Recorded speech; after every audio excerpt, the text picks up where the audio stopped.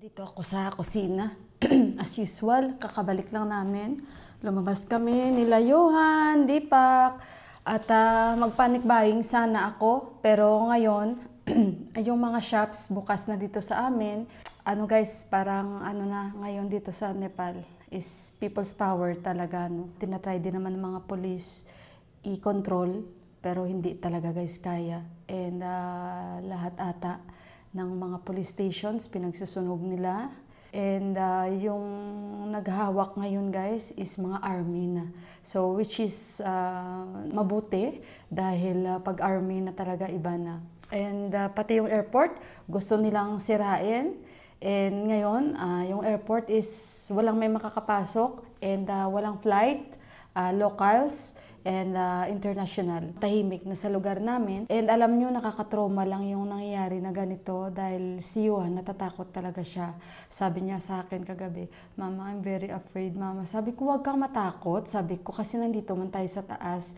May ano man sila, may warning man sila na mag-ano kami, mag-lock ng mga pintuan kasi nga syempre hindi na kontrolado ng police, and since last night hindi ko naririnig na nagro-roaming ang mga police guys. Wala akong may narinig na nagpapatrol. Unlike pag gabi-gabi may nagpapatrol dito, pero kagabi talaga sobrang tahimik at wala talagang may nagpapatrol ba. Walang may nagro-roaming guys na police.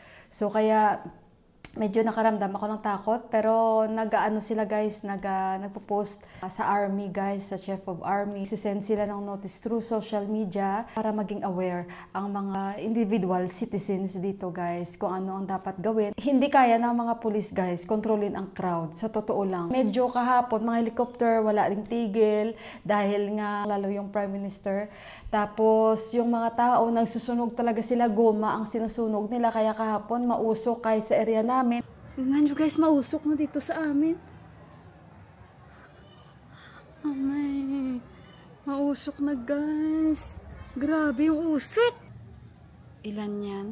Isa, dalawa, tatlo. Yan. Nagsusunog sila dyan. Dyan yan, banda sa school ni Johan. Dito sa area namin, medyo kalma pero nausok na. Nausok na dito sa amin sobra. Mga tao nasa rooftop nila. Naglock ako sa baba guys. Tapos ilang grupo ang dumadaan, nakakatakot guys, nakakatrauma. Kaya si Johan natutrauma din talaga sobra. Kaya naawa ako Johan. Kaya sabi ko wag na manood ng news. At, pero ako hindi ko talaga ma-avoid. Sinabihan ni Johan sa baba dahil pinasabi ko mag-lock na lang kami ng maaga dahil alam nyo ba guys, 100 almost prisoners ang nakalabas sa Kathmandu, and doon banda guys malapit sa village namin is nasa 552 prisoners ang nakalabas. So ayun, at yung dito sa Kathmandu is naging high alert kami dito dahil nga yung mga preso na nakalabas is may mga weapons daw po sila, and syempre pag-iingatan din yung mga babae sa pamilya dahil hindi natin alam kung ano-ano ng klaseng kaso meron ang mga nakakulong na nakalabas guys. So ayun, at pinag-iingat lang ang mga individual citizens dito kahit sa hanggang ngayon maging alerto dahil nga sa nangyayari ngayon. Kung hindi kung may problema sa army, direct tatawa. Ngayon lang ako nakaramdam ng takot talaga. Tik talaga ang nangyayari sa ganito guys dahil lalong-lalo dito sa area namin. First time ko nakita lahat ng mga trucks ng army nasa daan. Alam niyo parang martial law ba yung ganun. At yun nga ata, mag-iingat lang talaga lahat. Tama na yun, okay na yun na ano na nila yung mga politicians dahil yun lang naman yung punteriya ng lahat. Yung mga parliament, ganun, wag na sana nila sinunog yung mga ganun ba guys. Pero hindi sila nananakit ng kapwa unless na ano ka guys, kumbaga politician ka or ano, basta pag politician ka talaga guys, hindi talaga sila, wala talaga sila guys patawad. Kahit asawa ka ng politicians, sasaktan at sataksin nila lahat. Kung pwede ka nila patayin, papatayin ka nila guys. Ganon sila ka-aggressive, hindi mo makokontrol, ibang-iba. At saka walang may allowed kagabi, pinapauwi lahat, back at your home. Tsaka yan lang yung update ko muna. Kahit muna ako guys kasi gutom na ako at balikan ko kayo. Okay guys, so ayun, at tsaka 5:51 na dito, kabilis ng oras. And sa mga nag-PPM sa akin, maraming salamat. Baka meron akong hindi talaga na-replyan, kaya pagpasensyahan nyo. Sa mga nagtatanong kung totoo yung nangyayari dito sa Kathmandu, yes, totoo po lahat ang mga nangyayari.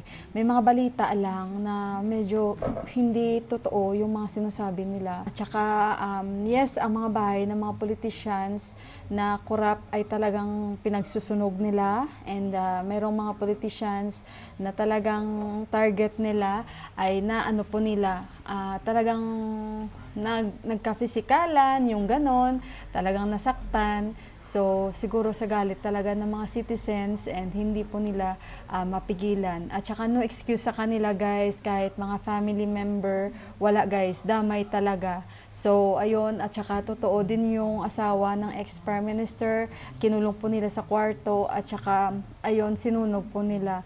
Hindi natin mapigilan yung kanilang mga reaksyon sa, yung galit ba, kahit ako may galit ako guys, sa totoo lang. And ayun, at saka yung isa naman is matanda na sila, sinuntok yung kanyang asawa habang nagsasalita siya, at saka yung asawa niya ganun din.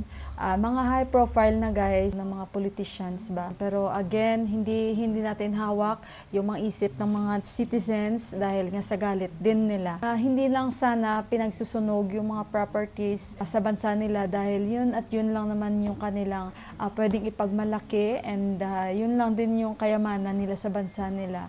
So, syempre dala lang din again siguro ng kanilang sobrang alam nyo na yung galit sa kanilang gobyerno, kaya ganun ang nagawa nila.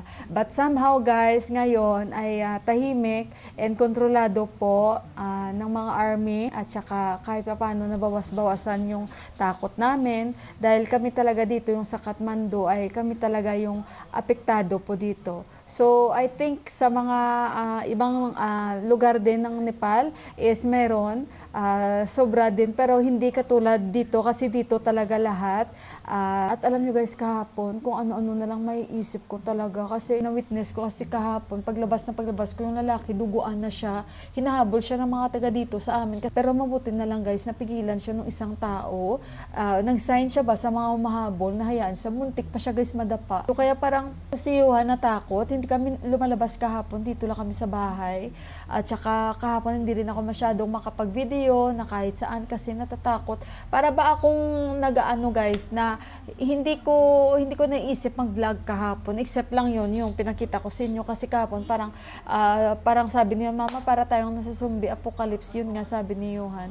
Kaya ay para bang wag nyo nang pangarapin no na maganon din, pero kasi hindi natin mapiplease ang kada tao kasi hindi po tayo pare-parehas ng pag-iisip. Ayun guys, and lagi po tayong mag-pray, and yan lang muna yung update ko sa inyo. Basta sa ngayon, control na, kalma na dito, wala nang gulo, nag-start na sila maglinis sa mga daan, and I hope tuloy-tuloy na po ito dahil meron pa talaga, no, pero nadadakip naman ng mga army. So again, Nepal Army, Dere-Dere Dhanyabad. My big respect to all of you. Huwag po nating pangarapin na maging katulad na ganito, kung pwede lang, walang may masaktan, walang may mawala ng buhay, kumbaga tahimik at matiwasay, yung ganon, as much as pwedeng ma-avoid yung mga pisikalan dahil hindi po talaga maganda, and kahit dito sa amin, dumadaan na yung mga nagrarally, nakakatakot guys, dahil very aggressive talaga sila. Alam nyo, kahit mga maliliit lang na mga offices, yung para mga branches dito, or mga opisina, katulad yan, mga barangay hall, sisirain nila guys, sisirain nila lahat. So kaya ayon, at saka yung High Supreme Court, talagang pinagsusunog nila guys, yung ganun. So sa news parang mayroon pa namang mga na-save na files, kasi nga yung mga citizens nagsasabi din na please wag nyo na lang sunugin kasi andyan lahat ng mga evidences, andyan lahat yung mga kaso na hindi pa tapos, so pag sinunog yan, paano na. Pero may mga nakita pang mga documents doon na na-save pa at pwede pang pagbuksan. So ayun guys, yan lang yung update, and pag-pray nyo na lang kami na magtuloy-tuloy na ito, and alam ko it takes time pa ito na makabangon itong bansa na ito ulit, and I hope na sa susunod ng mga politicians ay maging lesson din sa kanila ito. Sabi ko nga kay Deepak, it's okay na ganito lang yung buhay natin, simple lang yung buhay natin, and mag-birding ka na lang, sabi ko makikipag-usap ka na lang sa mga ibon, wag mo nang salihan yung, o wag na tayong mangarap na ganito kasi napakahirap, baka pati ako mabugbog. Tawa ko kay Deepak. Kasi guys, makikita nyo talaga mga asawa ng politicians. Oh my God. Talagang, dapat hindi na lang talagang gano'n na sinaktan. Nakita ko talaga guys sa video yung pagsuntok, pagsipa sa kanya, yung gano'n ba. So bilang isang babae, at saka medyo matanda na siya guys. So ayun, at sana huwag lang umabot sa mga gano'n ba. Kasi unang-una may edad na yung gano'n, ay ambot. Basta guys, kaso lang, hindi na natin guys mapiplease guys, no? Kaya ayun, basta sa kanila guys, basta pagpamilya, ay gawin talaga nila guys ba. Here's a message addressed to Gen Z and Nepal, acknowledging their rule and actions.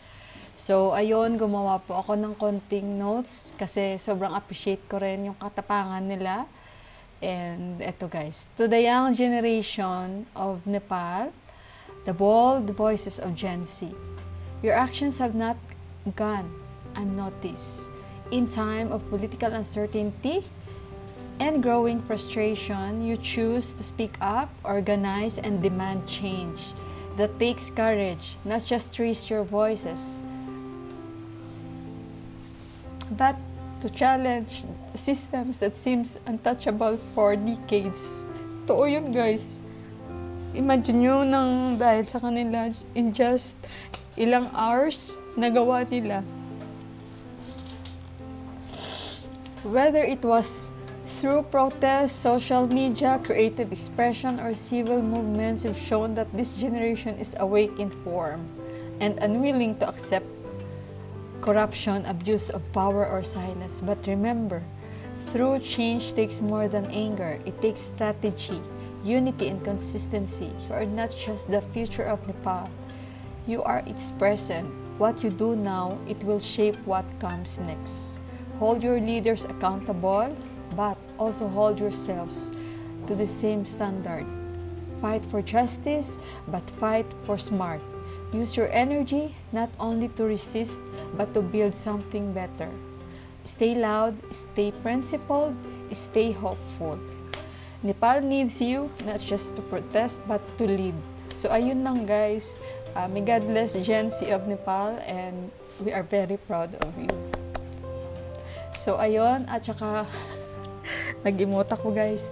And yun lang guys, and kasi nga matagal na talaga, no? So ngayon lang ito nangyari. And ito guys, history ito sa Nepal ang nangyari. Nakakatakot man, pero kahit ako bilang isang citizen na dito, ramdam ko guys na napaka-komplikado. Komplikado ba yung sistema dito guys. So ayun, at saka pasensya na kayo, basta sa ngayon kontrolado na dito lahat, and I hope wala nang may mangyayari, dahil may naririnig ako sa mga border na naman ngayon. I hope guys matigil na yan. Sa mga kababayan sa Qatar, mag-ingat po kayo dyan. Sa mga kakilala ko, mag-ingat po kayo, lalong-lalo na po sa buong Middle East. So, and of course sa Pilipinas, alam ko magulo din guys sa ngayon at mainit din ang issue sa atin. So I hope na magkaroon ng kapayapaan and forgiveness po sa ating mga puso. So ayun lang guys, God bless ulit, and good night po sa inyong lahat.